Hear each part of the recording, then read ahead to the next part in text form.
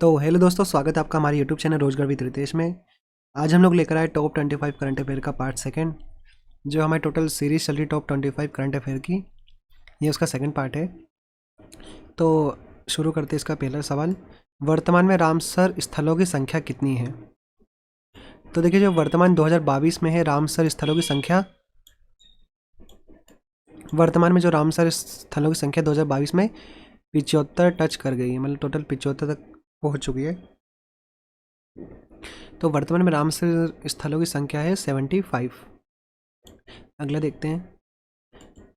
अवनी लेखारा हाल ही में मेजर ध्यानचंद पुरस्कार सम्मानित किया गया, यह किस खेल से संबंधित है? देखिए, अवनी लेखारा को आपने अधिकतर पैरा ओलंपिक में देख लिया होगा। इन्होंने एक जो गोल्ड जीता है और दूसरा जो कांस्य पदक जीता है, ब्रॉन्ज जीता है।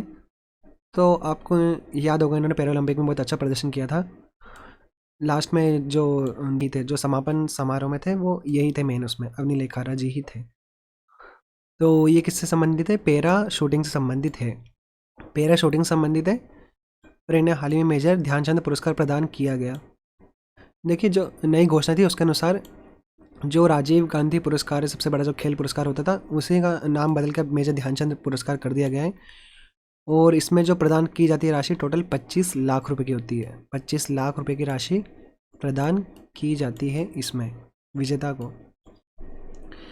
अब देखिए, जो अगला सवाल है, अगला क्वेश्चन है, जो 75वां कान पुरस्कार किसे दिया गया है? जो देखिए 75वां कान पुरस्कार है, वो दिया गया है ट्रायंगल ऑफ सैडनेस मूवी को। ट्रायंगल ऑफ सैडनेस मूवी को दिया गया है। अगर इस पुरस्कार की बात की जाए तो हर वर्ष ये पुरस्कार प्रदान किया जाता है। कहाँ पर? पेरिस में।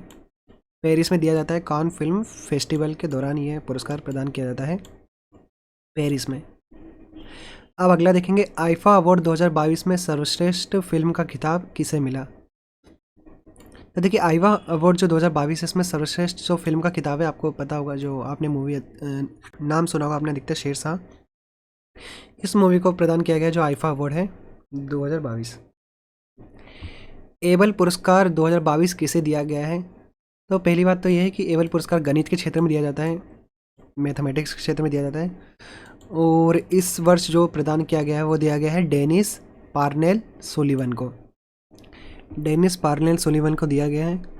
दोस्तों, अगर आप इसका पीडीएफ चाहते हैं इस करंट अफेयर का, तो आपको डिस्क्रिप्शन में लिंक मिल जाएगी और आप टेलीग्राम ग्रुप पे जाके भी इसे इसे डाउनलोड कर सकते हैं। हमने दोनों जगह इसकी लिंक प्रोवाइड करवा दी है और टेलीग्राम ग्रुप पे इसका पीडीएफ मिल जाएगा सीधे, तो आप वहाँ जाके भी इसे डाउनलोड कर सकते हैं। उसकी भी लिंक हमने डिस्क्रिप्शन में दे दी है। अब फ्रांस का सर्वोच्च नागरिक सम्मान किस भारतीय को दिया गया है? तो देखिए, जो फ्रांस का सर्वोच्च नागरिक सम्मान है, जो सदर्न क्रॉस जिसे कहते हैं, ये प्रदान किया गया है डॉक्टर स्वाति पीरामल जी को। डॉक्टर स्वाति पीरामल जी को प्रदान किया गया है। ये एक वैज्ञानिक है, ऊपर से एक अर्थशास्त्र और एक बिजनेसमैन भी है ये है। तो मेन तो ये एक वैज्ञानिक है, तो इसलिए इन्हें प्रदान किया गया है, भारतीय मूल से है स्वाति पीरामल जी, इन्हें प्रदान किया गया है फ्रांस का सर्वोच्च नागरिक सम्मान सदर्न क्रॉस। अब अगला सवाल अगला क्वेश्चन देखते हैं। यूनेस्को शांति पुरस्कार 2022 किसे प्रदान किया गया है? तो देखिए, जो यूनेस्को शांति पुरस्कार 2022 है, ये एंजल मकरेल को प्रदान किया गया है। जो यूनेस्को शांति पुरस्कार 2022 है, एंजल मैकरेल को प्रदान किया गया है। विश्व खाद्य पुरस्कार 2022 किसे दिया गया है? तो देखिए, जो विश्व खाद्य पुरस्कार 2022 से प्रदान किया गया है, सीथिया रोसेनजुवेग को। रोसेनजुवेग जी को प्रदान किया गया है ये विश्व खाद्य पुरस्कार। तो देखिए, इसका याद करने का तरीका है। देखिए, विश्व खाद्य में क्या आता है? राशन आता है, तो राशन से मिलता जुलता नाम है रासन। राशन आता है, रोसेन मिलता हुआ नाम है, तो इससे आपको याद हो जाएगा। अब अगला देखेंगे। ऑस्ट्रेलिया ओपन 2022 में पुरुष विजेता कौन थे? आपको पता होगा, जो वर्ष में सबसे पहले प्रारंभ होता है वो ऑस्ट्रेलिया ओपन ही होता है। ऑस्ट्रेलिया ओपन से शुरुआत होती है, फिर फ्रांस ओपन होता है, फिर विंबलडन ओपन होता है, और अंत में होता है यूएस ओपन। इन चारों को अगर कोई जीत जाता है तो इसे क्या क्या कहा जाता है? इन चारों को कुल मिला के क्या कहा जाता है? ग्रैंड स्लैम कहा जाता है। अगर ऑस्ट्रेलिया ओपन की बात की जाए तो ऑस्ट्रेलिया में आयोजित किया जाता है। इसके बाद जो होता है फ्रांस ओपन, ये आयोजित किया जाता है पेरिस में, फ्रेंच ओपन पेरिस में किया जाता है। इसके बाद आता है विंबलडन ओपन, तो वो होता है लंदन यूके में। और जो चौथा आता है यूएस ओपन, वो होता है अमेरिका में। और इन चारों को संयुक्त रूप से क्या कहा जाता है, ग्रैंड स्लैम कहा जाता है।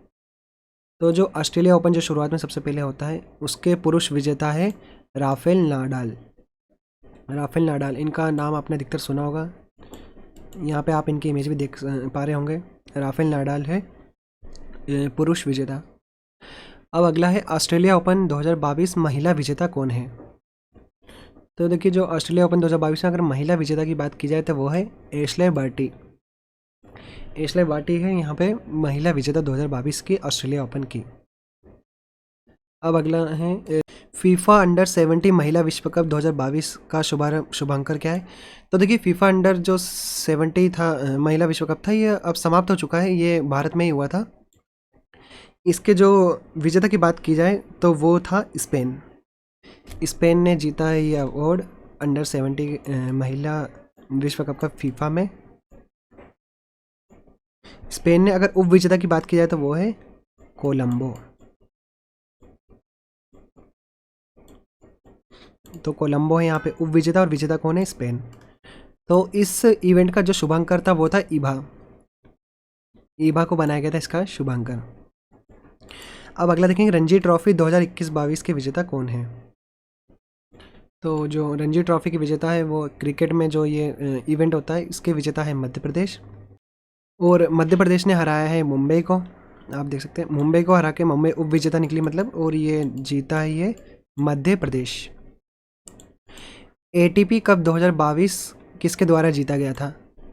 तो देखिए, जो कनाडा है, कनाडा के द्वारा जीता गया था ATP cup 2022।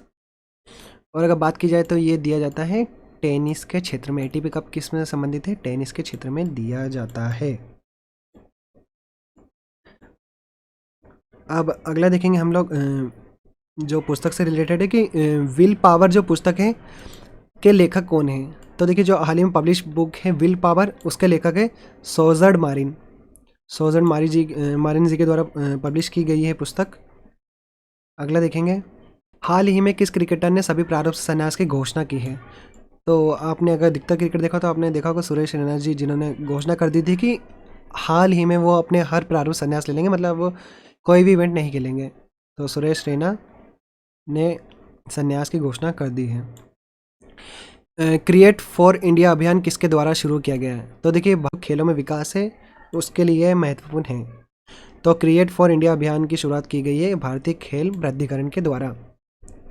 Indians economic from Nehru to Modi पुस्तक किसके द्वारा लिखी गई है। देखिए, जो Indian economic from Nehru to Modi पुस्तक है, ये लिखी गई है पुलापे बालकृष्ण जी के द्वारा। पुलापे बालकृष्ण जी के द्वारा लिखी गई है पुस्तक। अब अगला है 23 जनवरी को कौन सा दिवस मनाया जाता है। तो देखिए, जो हाल ही में घोषणा की गई थी उसका अनुसार जो पराक्रम दिवस है सुभाष चंद्र बोस जी के उसमें जयंती पर, ये अब से हमेशा 23 जनवरी को मनाया जाएगा। 23 जनवरी को पराक्रम दिवस मनाया जाएगा, जो सुभाष चंद्र बोस जी के उसमें याद में मनाया जाएगा। अब अगला है 28 सितंबर को विश्व रेबीज दिवस मनाया गया। पहला सवाल तो इसमें यह निकल के आया कि 28 सितंबर को विश्व रेबीज दिवस मनाया जाता है। इस बार जो रेबीज दिवस मनाया गया 2022 में, उसकी थीम क्या थी। तो उसकी थीम थी rabies 1 health 0 deaths. Rabies 1 health 0 deaths इस बार की थीम थी, और ये प्रतिवर्ष 28 सितंबर को मनाया जाता है। 180वां विश्व भारतीय विज्ञान कांग्रेस कहाँ आयोजित किया गया। तो देखिए, हाल ही में जो 180वां विश्व भारतीय विज्ञान कांग्रेस आयोजित किया गया है, यह पुणे महाराष्ट्र में आयोजित किया गया है। पुणे महाराष्ट्र में आयोजित किया गया है। पहला बौद्ध सम्मेलन 2021 कहाँ आयोजित किया गया। तो देखिए, पहली बार आयोजित किया गया इसलिए इम्पोर्टेंट है, और यह आयोजित किया गया था नालंदा बिहार में। नालंदा बिहार में आयोजित किया गया था ये इवेंट।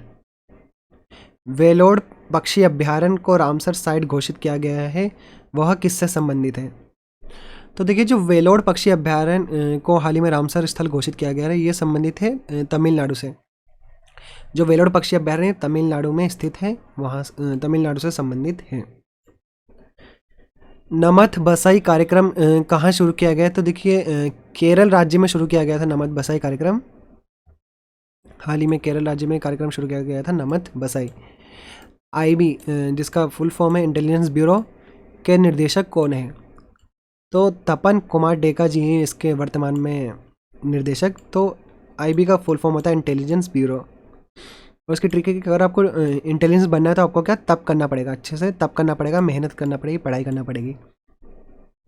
तो तपन अगर तप करोगे तो आप क्या इंटेलिजेंस बनोगे। तो तपन कुमार डेका है इंटेलिजेंस ब्यूरो के निर्देशक। राष्ट्रपति चुनाव में द्रौपदी मुर्मू जी के प्रतिद्वंदी कौन थे? देखिए हाल ही में जो राष्ट्रपति चुनाव हुआ इसमें जो द्रौपदी मुर्मू जी है विजेता रही, आपको पता होगा। इसमें जो अगर देखा जाए इन्हें तो पहली आदिवासी महिला राष्ट्रपति है, पहली क्या है आदिवासी महिला राष्ट्रपति। और दूसरे नंबर की महिला राष्ट्रपति है, जो भारत में पहली महिला राष्ट्रपति थे वो थे प्रतिभा देवी सिंह जी पाटिल। तो सेकंड नंबर पे आती है द्रौपदी मुर्मू जी। और अगर आदिवासी महिला राष्ट्रपति पूछा जाए तो ये द्रौपदी मुर्मू जी का नाम फर्स्ट नंबर पे ही आएगा। और जो इनके प्रतिद्वंदी थे, इनके विरोधी थे, इनके अपोजिट में जो खड़े हुए थे वो थे यशवंत सिन्हा। यशवंत सिन्हा जी थे इनके प्रतिद्वंदी। तो दोस्तों आज हमारी 25 करंट की सीरीज़ कंप्लीट होती है। इसका पीडीएफ आपको टेलीग्राम ग्रुप और डिस्क्रिप्शन की लिंक में दोनों जगह प्रोवाइड करवा दिया जाएगा, आप वहाँ जाके इसे डाउनलोड कर सकते हैं। तो उम्मीद है आपको वीडियो पसंद होगी। प्लीज़ चैनल को लाइक और सब्सक्राइब कीजिएगा और जुड़े रहिएगा हमारे चैनल से। धन्यवाद।